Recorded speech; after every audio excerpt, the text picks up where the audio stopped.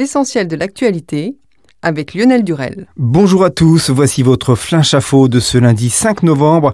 Avec 24matin.fr, on vous offre l'essentiel de l'actualité. C'est parti.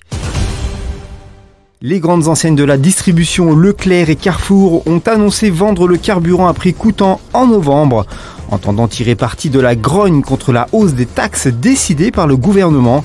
Sur la radio France Info, le président de Leclerc, Michel-Édouard Leclerc, a expliqué « Celui qui tire la croissance, c'est le consommateur. Aujourd'hui, cette grogne est légitime », a-t-il expliqué. De son côté, Carrefour inaugure les jours carburant, et ce, jusqu'au 17 novembre. L'ex-ministre de l'Intérieur Gérard Collomb a été facilement élu maire de Lyon avec 41 voix sur 73 lors d'un scrutin marqué par de nombreuses abstentions et bulletins nuls, a constaté l'AFP. Un mois après sa démission du gouvernement, Gérard Collomb a obtenu 41 voix contre 8 à son unique concurrent. Gérard Collomb avait déjà été maire de Lyon de 2001 à 2017. À Nice, le maire Christian Estrosi a fait annuler samedi un mariage après un jet de fumigène sur un commissariat.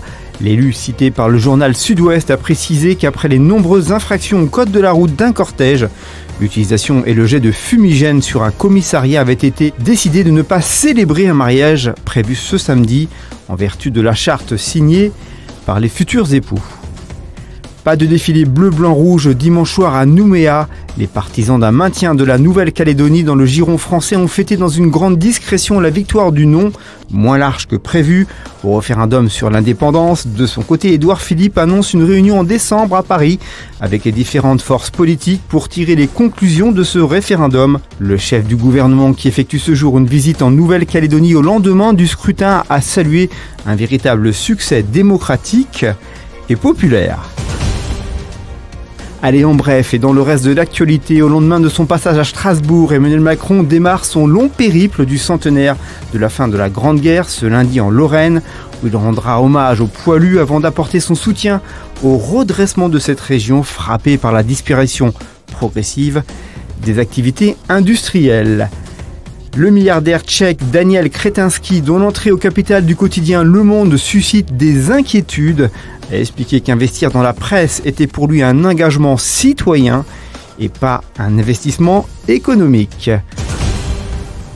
En sport, pour Carlo Ancelotti, le PSG manque d'expérience dans les moments importants en Ligue des Champions.